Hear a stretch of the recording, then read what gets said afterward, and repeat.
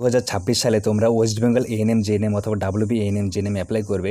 তো তোমাদের অপেক্ষা করার সময় শেষ। আজকের থেকে শুরু হয়ে গেল West Bengal ANM GNM application. তো তোমরা কেমন করে অনলাইন অ্যাপ্লিকেশন করবে সেটি তোমাদের আজকে আমি দেখাবো, একদম পুরো প্রক্রিয়াটি দেখাবো। তো সর্বপ্রথম তোমরা এখানে পোর্টালে চলে যাবে। তো তোমাদের যদি পোর্টালটি জানা থাকে তাহলে তোমরা এখানে লিখে দেবে WBJEEP। তো যাদের এটি জানা নেই তারা কি করবে, তারা এখানে লিখতে পারো এএনএম জেএনএম অ্যাপ্লাই ডাব্লিউবি কিছু একটা লিখতে পারে তোমাদের সামনে এরকম একটি নতুন ওয়েবসাইট চলে আসবে। দেখো প্রথম একটি আছে WBJEEP.nic.in, নিচে আরেকটি ওয়েবসাইট আছে WBJEEP.in। তোমরা এই দুটোর মধ্যে যে কোনো একটি পোর্টালেই এন্টার করেই তোমরা এই প্রক্রিয়াটি সম্পন্ন করতে পারবে। তো আমরা প্রথমে পোর্টালটিতেই ঢুকে যাচ্ছি। এখানে যাওয়ার পরে তোমরা দেখবে তোমাদের ফোনটিকে ডেস্কটপ মোডে করা আছে, থাকলে ভালো, না হলে তোমরা ডেস্কটপ মোডে অন করে নেবে, ঠিক আছে। তো এর জন্য তোমাদের একদম নিচে চলে যেতে হবে। এখন এই পেজে একটি এন্টার হওয়ার পরে নিচে যাওয়ার পরে দেখবে এখানে একটি অপশান আছে ক্যান্ডিডেট অ্যাক্টিভিটি বোর্ড, নিচে লেখা আছে অনলাইন অ্যাপ্লিকেশন ফর এএনএম আর অ্যান্ড জিএনএম 2026। এখানে তোমরা ক্লিক করবে। এখানে ক্লিক করার সঙ্গে সঙ্গেই তোমাদের নতুন একটি পোর্টাল নিয়ে যাওয়া হবে। তো এখানে একটি পপ আপ আসবে, এটি তোমরা ওকে করে দেবে। এটি ওকে করার পরে দেখবে তোমাদের সামনে এরকম একটি ইন্টারফেস চলে আসবে। দেখো এখানে আসার পরে তোমরা কি করবে, এখানে যারা আছে রেজিস্টার্ড ক্যান্ডিডেট তারা এখানে সাইন ইন করে নেবে যদি কেউ রেজিস্টার্ড করে থাকো। তাছাড়া একটু নিচে আসবে, নিচে আসার পরে এখানে দেখো নিউ ক্যান্ডিডেট রেজিস্ট্রেশন। তো এবছর যারা আছো অথবা গতবার যারা পরীক্ষা দিয়েছিলে তারা যদি আবার দিতে চাও তো তোমরা কি করবে, নিউ ক্যান্ডিডেট রেজিস্ট্রেশনে ক্লিক করবে। এখানে ক্লিক করার পরে তোমরা নতুন একটি পেজে চলে যাবে। এখানে দেখো কী ইন্টারাকশান দেওয়া আছে, একটু ভালো করে পড়ে নেবে। এখানে অনেক কিছু দেওয়া আছে, এখানে তোমাদের পেমেন্ট বাগেরা দেওয়া আছে, একটু দেখে নেবে। এরপরে নিচে আছে তোমাদের কী আপলোড করতে হবে। এখানে তোমাদের ফটো আপলোড করতে হবে এবং সিগনেচার আপলোড করতে হবে, আর কিছু আপলোড করতে হবে না। এরপরে একদম নিচে যাবে, নিচে যাওয়ার পরে দেখবে এখানে আই এগ্রি বলে একটা অপশান আছে, এখানে ক্লিক করবে, প্রসেস টু অ্যাপ্লিকেশনে যাবে।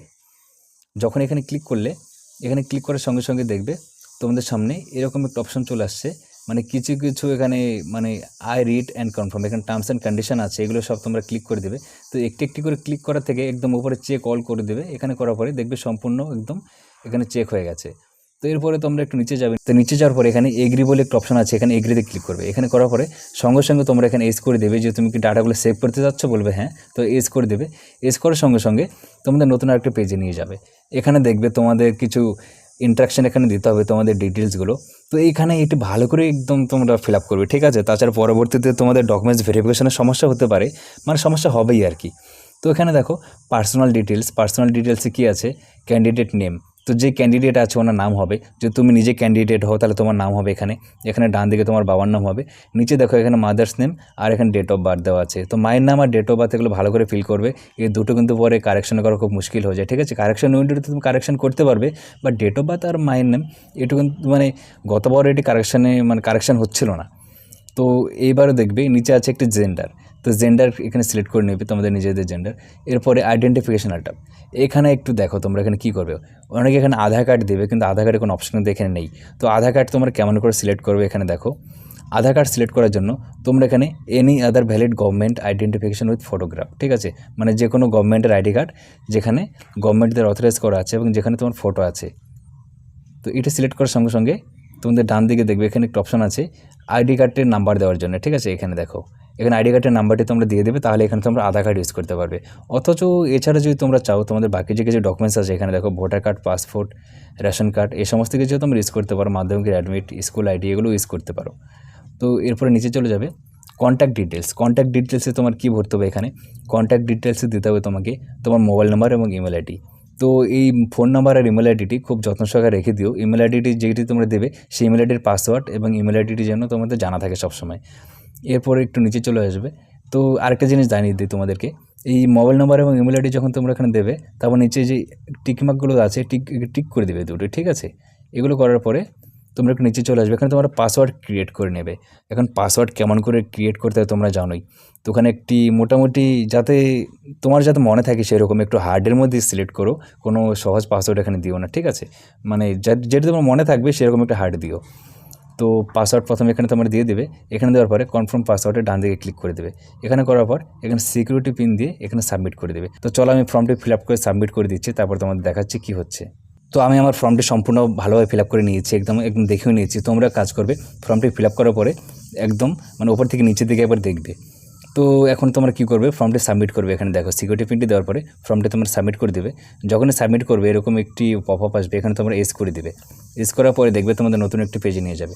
এখানে দেখতে পারবে নতুন একটি ইন্টারফেস, এখানে ইম্পর্টেন্ট নোট আছে কিছু, এগুলো দেখবে। তারপরে একটু তোমার নিচের দিকে চলে যাবে, ঠিক নিচে পার্সোনাল ডিটেলস সব কিছু আছে এখানে দেখতে পাচ্ছ। তোমরা যেগুলো ফিল আপ করেছিলে সেগুলো এখানে দেখাচ্ছে। এখানে তোমরা আরও ভালো করে পড়ে নেবে। পড়ার পর যদি কোনো ভুল পাও তাহলে সেখানে এডিট বাটনে ক্লিক করে সেটা তোমরা এডিট করতে পারবে। এবং এখানে তোমরা এখানে দেখতে পাবে মানে সাবমিট অ্যান্ড নেক্সট, যদি সাবমিট অ্যান্ড নেক্সট করে দাও তাহলে কিন্তু তোমরা মানে এটি এডিট করতে পারবে না রেজিস্ট্রেশনটি, ঠিক আছে। তো এই জন্য বললাম ভালো করে একবার পড়ে নেবে এখানে। এরপর তোমরা কী করবে, সাবমিট অ্যান্ড নেক্সট করে দেবে। এখানে সাবমিট অ্যান্ড নেক্সট করে দেওয়ার পরেই দেখবে তোমাদের নতুন একটা পেজে নিয়ে যাওয়া হবে। এখানে দেখো এখন তোমাদের এখানে নতুন পেজে আছে, এখানে একটি ওটিপি চাবে এখন, ঠিক আছে। ওটিপি তোমরা যে ফোন নাম্বার দিয়েছো সেখানে চলে গেছে। তো এখানে দেখো আমার ফোনে একটু ওটিপি চলে এসেছে। তো ওটিপিটা আমি এখানে বসিয়ে দেবো। তো ইমেল অথবা ফোনের যে কোনো ওটিপি দিলেই হবে। ওটিপি বসানোর পর তোমরা দেখবে নিচে একটি সিকিউরিটি পিন আছে, এটিও বসিয়ে দেবে। এটি বসানোর পর দেখবে নতুন ইন্টারফেস চলে আসবে।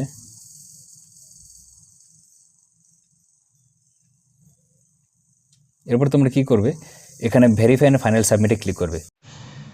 এবং এটি সাবমিট করার পরে তোমাদের সামনে দেখো এরকম একটি রেজিস্ট্রেশন নাম্বার চলে আসবে এবং এই রেজিস্ট্রেশন নাম্বারটি তোমাদের ফোনে চলে যাবে।